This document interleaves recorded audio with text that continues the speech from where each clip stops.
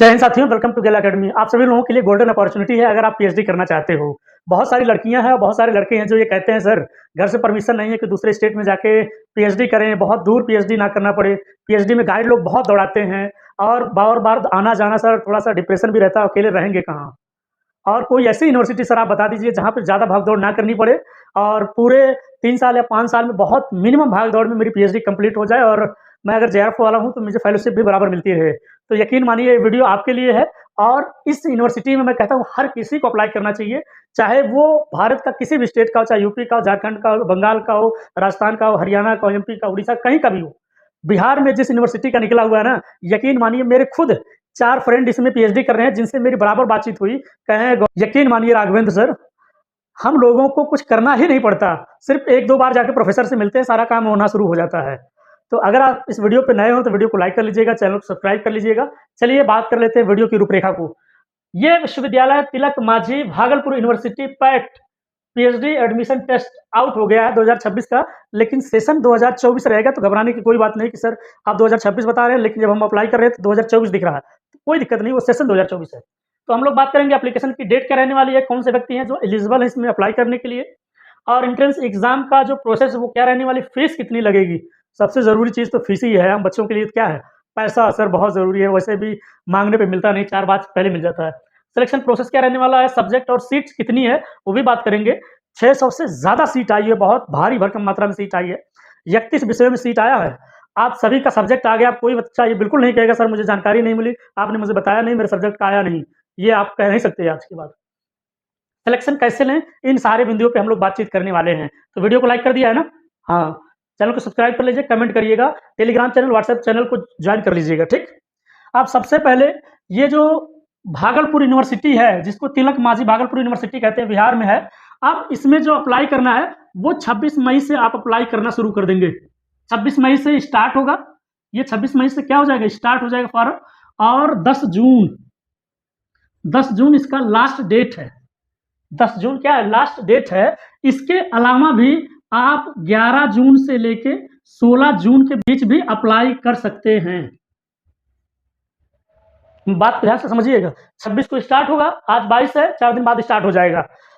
10 जून को लास्ट है, फिर भी मैं कह रहा हूं कि 11 जून के बाद 16 जून के बीच में अप्लाई कर सकते हैं, लेकिन आपको लेट फाइन देना होगा। लेट फाइन कितनी है, 500 रुपये एक्स्ट्रा देना होगा। यानी कि जो आपका एडमिशन एप्लीकेशन फॉर्म की फीस होगी उसके अलावा 500 और देंगे तो आप लोग अप्लाई कर पाएंगे। और मैं कहता हूं इंतजार क्यों करना, 26 को स्टार्ट होता है, 26 को भर दो ना, 27 को भर दो, 28 को भर दो, अगले महीने जाने की जरूरत नहीं, मई में भर के खत्म कर दो, ठीक? अब कौन से व्यक्ति एलिजिबल हैं, जिस व्यक्ति ने पीजी कर रखा है, जिसने मास्टर कर रखा है, कितने 55% के साथ, है ना? जिसने मास्टर कर रखा है 55% के साथ वो इस फॉर्म को अप्लाई कर सकता है। बाकी जो नेट पास है वो भी अप्लाई कर सकता है, जो जेआरएफ पास है वो भी अप्लाई कर सकता है, कोई व्यक्ति गेट पास है तो वो भी अप्लाई कर सकता है।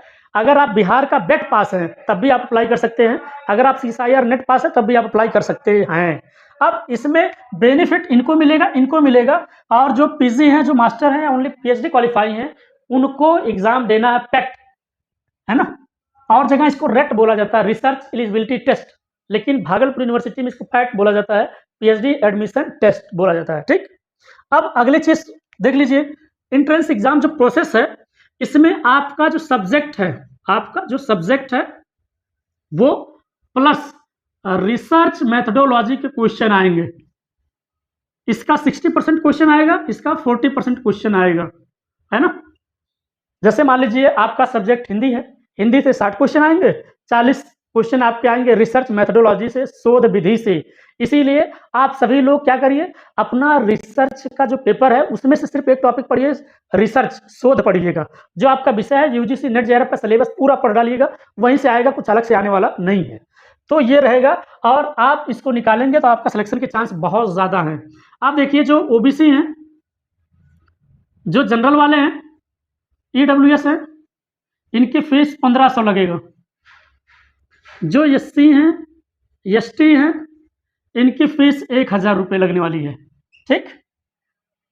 फीस बहुत कम है, अप्लाई कर दो। मैं कहता हूँ, गारंटी के साथ कहता हूँ, आपका एडमिशन हो जाएगा। अगर आप थोड़ा बहुत सीरियस बच्चे हैं तो यकीन मानिए आपका एडमिशन 100% हो जाएगा। और मैं इसकी और गारंटी देता हूँ, जो बच्चे नेट पास हैं, और जो बच्चे जेआरएफ पास हैं, उनके लिए 50% सीट ही रिज़र्व है। मतलब 600 कुछ सीटें आई हैं, जिसमें से 300 सीट रिज़र्व है, उस पे नेट और जेआरएफ बच्चों का होगा और किसी का नहीं होगा। बाकी जो 300 सीट है, उस पे पेट वालों का होगा। मतलब जो व्यक्ति मास्टर कर रखा है, एमए कर रखा है, एमएससी कर रखा है, उसका एडमिशन होगा। ठीक? तो नेट पास हो ना? कमेंट करो हाँ सर। जेआरएफ पास हो? हाँ सर, कमेंट करो। अब सब्जेक्ट और सीट की चलिए बात कर लेते हैं। चलिए मैं आपको सारा सब्जेक्ट और किस सब्जेक्ट में कितनी सीट है वो भी आपको दिखा देता हूँ। साथियों देखिए, तिलक मांझी भागलपुर विश्वविद्यालय है ना, ये नोटिफिकेशन अभी 21 मई को आई है। पेट 2024 मतलब सेशन 2024 है। ये 2 साल यूनिवर्सिटी पीछे चल रही है पीएचडी के मामले में। तो चलिए मैं दिखा देता हूँ किस विषय में कितनी सीट आई है। 600 से अधिक सीटें हैं और 30 से अधिक विषयों पर।